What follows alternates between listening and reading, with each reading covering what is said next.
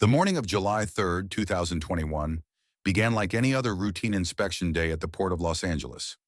Customs agent Sarah Martinez walked through the massive cargo yard, her clipboard heavy with manifests as she approached another shipment from Panama. The MV Esperanza Mar had arrived 12 hours earlier, carrying what appeared to be a standard load of industrial equipment bound for distribution centers across Southern California. What Agent Martinez discovered that morning would trigger one of the most complex international manhunts in recent FBI history. One crate, clearly labeled industrial cooling fans, made in Colombia, was completely empty. According to shipping documents, it should have contained $11.2 million in cartel cash, carefully disguised as legitimate commercial cargo. But instead of vacuum-sealed currency packages, the steel container held nothing but air and the lingering smell of diesel fuel. There were no signs of forced entry, no evidence of tampering, no indication that the crate had been breached by external thieves or damaged during transport. The container's heavy-duty locks remained intact, the serial numbers matched shipping manifests perfectly, and customs seals showed no signs of disturbance. Someone with legitimate access and detailed knowledge of the cargo had executed what appeared to be the perfect inside job. Suspicion immediately fell on Carlos Rivera, the ship's diesel mechanic, who had been missing since the vessel docked in Los Angeles. His absence wasn't immediately noticed because crew members often took shore leave upon arrival, but when investigators began searching for anyone with access to the cargo holds, Rivera's name topped every list. By the time federal agents reached his quarters aboard the ship, it became clear that Carlos Rivera had vanished as completely as the money he was suspected of stealing. Carlos Rivera was the kind of man who seemed designed to disappear without a trace. At 49 years old, he possessed the weathered appearance of someone who had spent decades working with heavy machinery in harsh conditions. His background included 12 years as a Navy diesel technician, including service during the Gulf War that had given him skills in logistics, mechanical systems, and most importantly, the ability to operate under pressure in hostile environments. After his military discharge, Carlos had found work as a contract mechanic on various South American shipping lines, a career that allowed him to travel constantly while avoiding the kind of permanent ties that might complicate a sudden disappearance. His employment record showed stints on cargo vessels throughout Latin America, with particular experience on routes between the United States, Panama, and Colombia.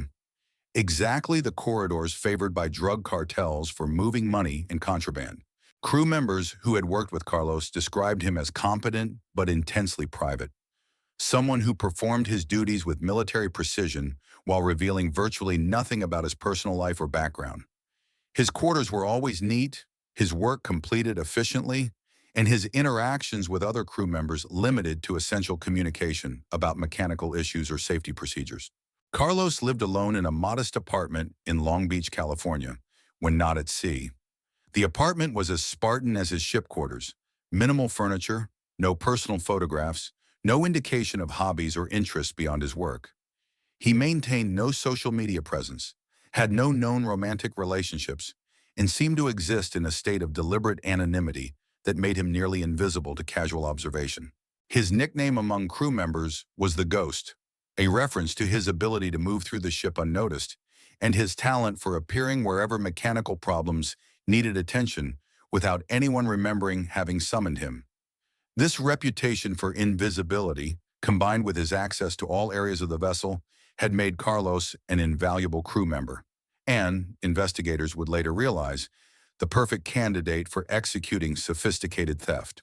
Former crew members told investigators that Carlos was always considered a man who knew more than he said. His military background and extensive maritime experience had given him knowledge about shipping procedures, customs protocols, and security systems that far exceeded what his official position required.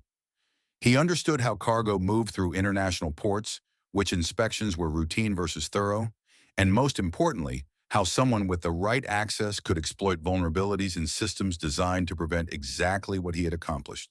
The Esperanza Mar operated on one of the most lucrative and dangerous shipping routes in international commerce, the Los Angeles to Panama City to Cartagena corridor that had become a primary artery for cartel money laundering operations.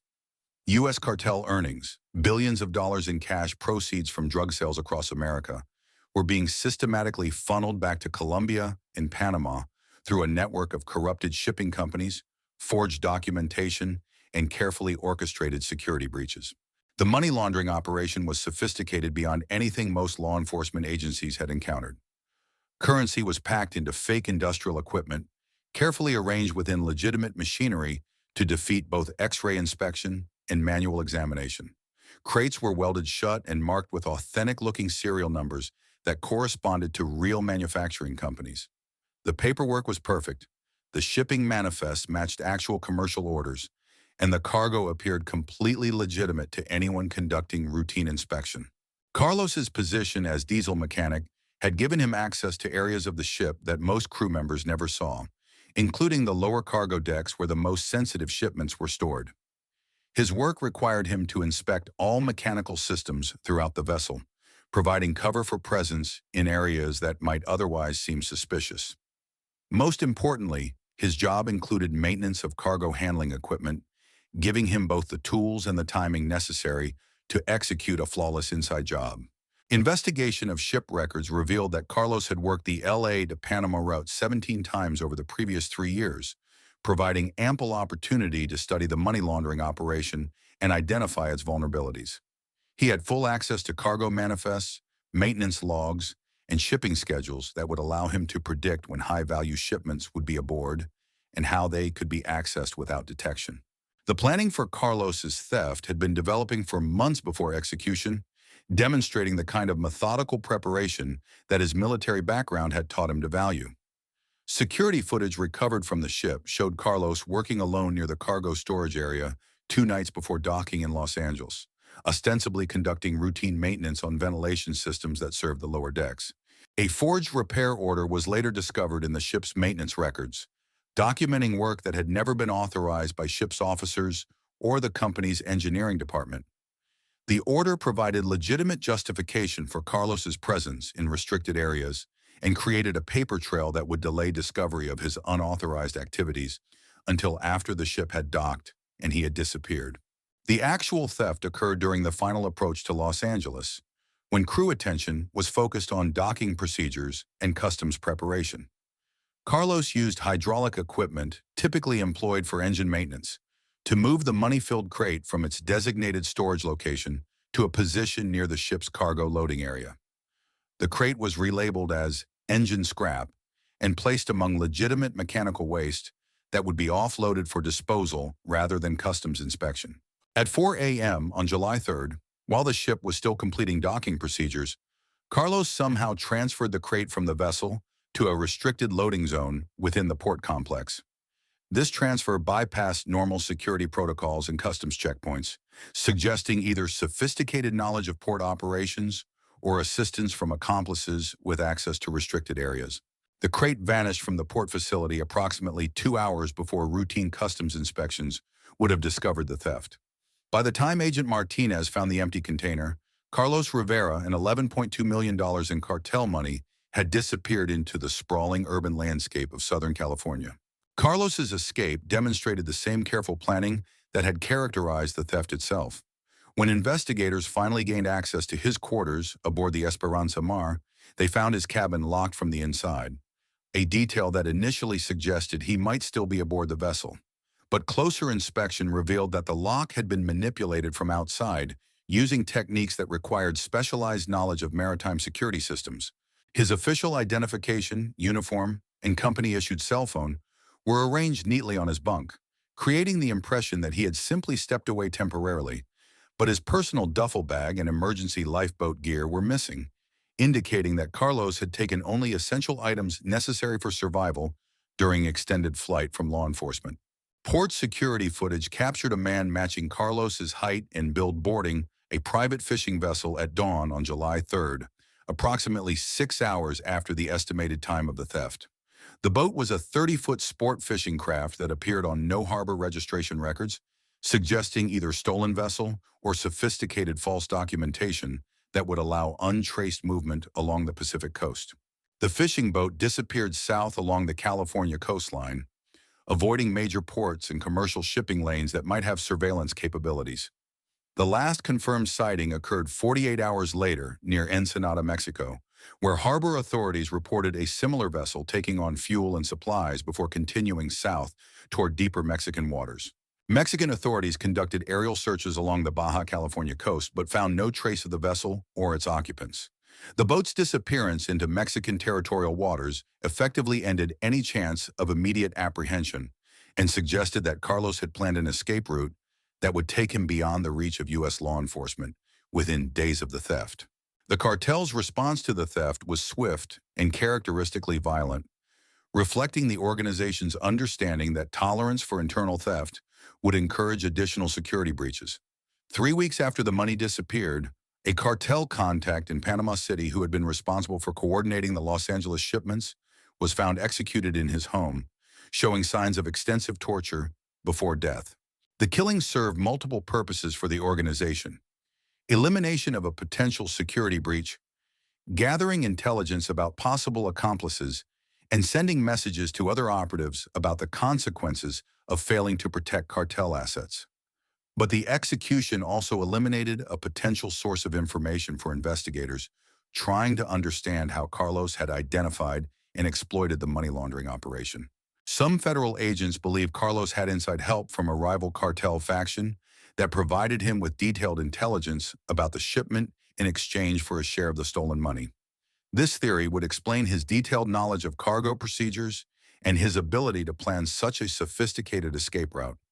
The involvement of competing criminal organizations would also account for his apparent confidence that he could steal from one cartel while remaining protected by another. Alternative theories suggest that Carlos acted alone, using blackmail or threats to leverage his knowledge of the money laundering operation into protection from retaliation. If he had documented evidence of the cartel's shipping procedures, corrupt officials, or operational security breaches, he might have been able to negotiate safe passage in exchange for maintaining silence about their activities. The most intriguing possibility is that Carlos traded the stolen cash for permanent protection and relocation services provided by criminal organizations with resources that rival those of major intelligence agencies. Some cartels maintain networks capable of creating false identities, providing secure transportation, and establishing new lives for valuable assets or individuals who require protection from law enforcement or rival organizations.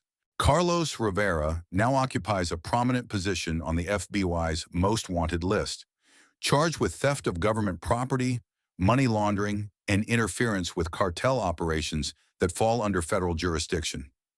The investigation has consumed thousands of hours of agent time and cooperation with law enforcement agencies throughout Latin America, but has produced no credible leads about his current location or activities. All known bank accounts, passport records, and travel documents associated with Carlos remain inactive, showing no movement or activity since before the theft occurred. This complete absence of digital footprints suggests either death or access to sophisticated false identity resources that allow him to operate under documentation that investigators cannot trace. Federal investigators believe Carlos's military background provided him with escape planning capabilities that rival those of professional intelligence operatives. His Navy training included survival skills, navigation techniques, and operational security procedures that would be directly applicable to evading law enforcement while maintaining long-term security in hostile environments. A former Navy SEAL consulted by the FBI offered this assessment.